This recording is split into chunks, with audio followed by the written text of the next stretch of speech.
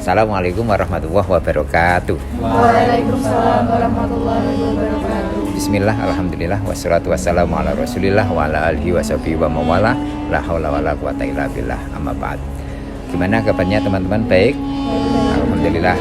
Sekarang kita kaji tentang bagaimana menjadi pemilih cerdas di pemilu 2024. Teman-teman sekalian, kita nanti di Februari 2024 akan melaksanakan pemilihan umum. Yang pemilihan umum ini di negeri kita adalah 5 tahun sekali. Siapa yang sudah pernah memilih presiden atau DPR? Belum ya? Ini berarti pemilih pemula semua ya. Dan jadi 2024 ini ada perbedaan dibanding dengan 2019 atau di sebelumnya. Kenapa? Ternyata data statistik menunjukkan bahwa pemilih pemula di 2024 itu persentasenya lebih dari 51%. Di banyak ini para generasi milenial. Nah, kita tahu bahwa setelah diumumkannya calon tetap presiden, wakil presiden, dan diikuti dengan tahapan saat ini adalah sudah pada tahapan kampanye. Begitu juga dengan di masing-masing wilayah sudah pasang alat peraga pemilu, diantaranya baliho, banner, pamflet dan sebagainya sebagai media sosialisasi untuk propaganda yang eksekutif, presiden, wakil presiden maupun legislatif. Legislatif itu nanti memilih DPR pusat, DPD, Dewan Perwakilan Daerah, DPRD Jawa Tengah atau provinsi yang lain, bisa kabupaten atau kota madya. Maka sebagai generasi yang pertama kali memilih di dalam pemilihan umum ini, jenengan harus cerdas. Maka harus menjadi pemilih yang cerdas. Pemilih yang cerdas itu yang bagaimana? Yang memberikan suaranya sesuai dengan hati nurani. Karena hati nurani tidak pernah membohongi. Ya, sampean kan sudah nggak bisa saya intervensi, sampean harus milih ini. Karena di hati nurani sudah, menurut saya antara A, B, C itu saya kok seret yang A, misalnya begitu, atau yang B ataupun yang C, kan begitu. Loh Pak, saya kok dikasih uang, gimana? Nah, nanti kalau ada waktu kita bahas di belakang. Pemilih cerdas itu adalah pemilih yang memilih dan menjatuhkan pilihannya sesuai dengan hati nurani berdasarkan satu, dia sudah survei, sudah googling, searching, rekam jejak siapa yang dipilih,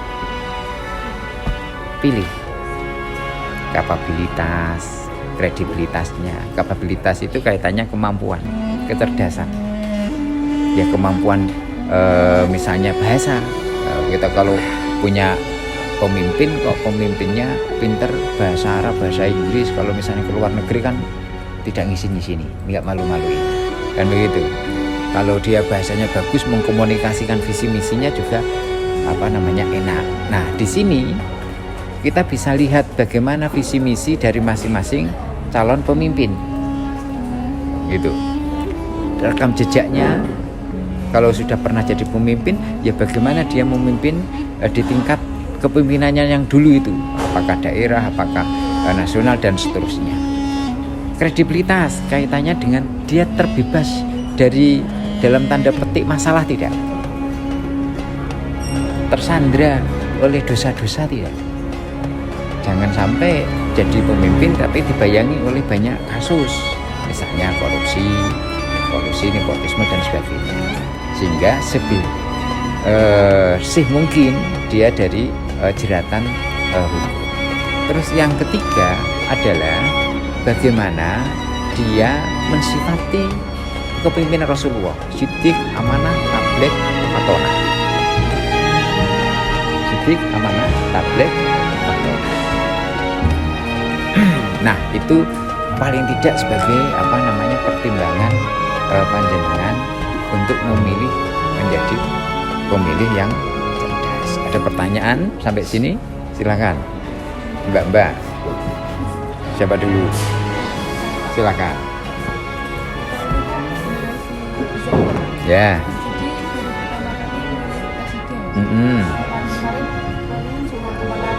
Ya.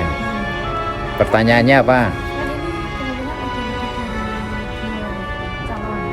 3 yang sudah ditetapkan.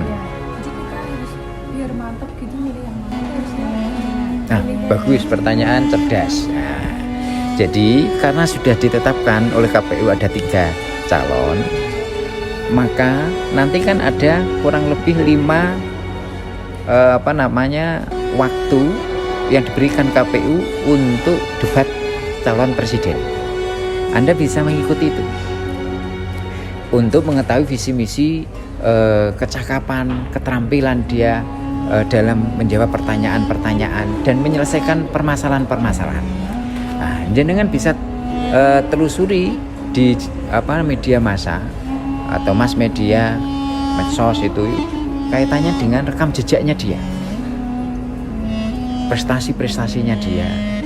Mungkin ada juga kasus-kasusnya itu kan sekarang kan semua sudah terekspos di mana-mana jaring sosial itu. Nah, maka di samping itu panjenengan juga bisa melihat bagaimana background sosiokultural dia, keluarganya maupun latar belakang pendidikan. Begitu. Ada lagi? Mas? Apa Mas? Masih ragu. Oh, ragu. Sampean mau tanya nggak?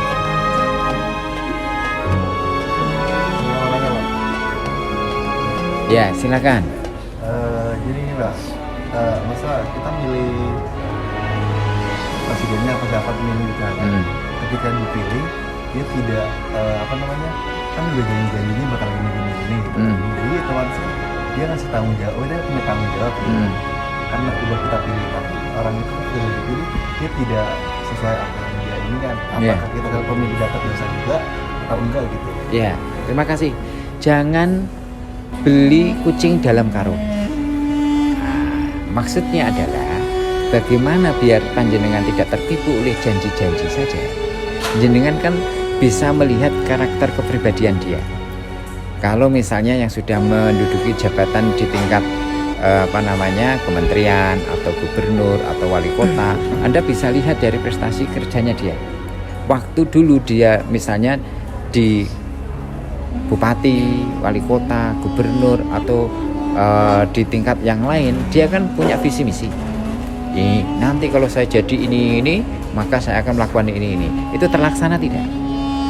Apakah hanya pinter berretorika, berkata-kata, atau juga dibuktikan dalam bentuk unjuk kerjanya dia, kan begitu? Itu yang jenengan bisa searching di googling, kan begitu. Terus tidak ada dosa. Pada kalau sampean berdosa itu pada saat bersalah ya, pada saat sampean tidak memilih semuanya. Memilih untuk tidak memilih itu golput tidak boleh. Sebagai kewajiban warga negara yang baik, kita lewat satu hak suara ini bisa merubah keadaan ke depan. Inilah jihad politik. Kalaupun misalnya yang janji-janji itu tidak menepati, itu adalah urusan dia. Nanti kepada masyarakat, warga negara, dan juga kepada Allah. Karena kullukum ra'in wa kullukum mas'ulin an ra'iyati. Setiap pemimpin akan dimintai pertanggungjawaban terhadap apa yang dipimpinnya. Kan begitu. Sehingga kepemimpinan itu idealnya jangan diminta. Kalau diminta itu pasti akan ada udang di balik batu. Tetapi bagaimana karena memang prasyaratnya kita harus mendaftar, misalnya lewat pemilu, untuk menjadi satu jabatan, tapi orang terlalu ambisius.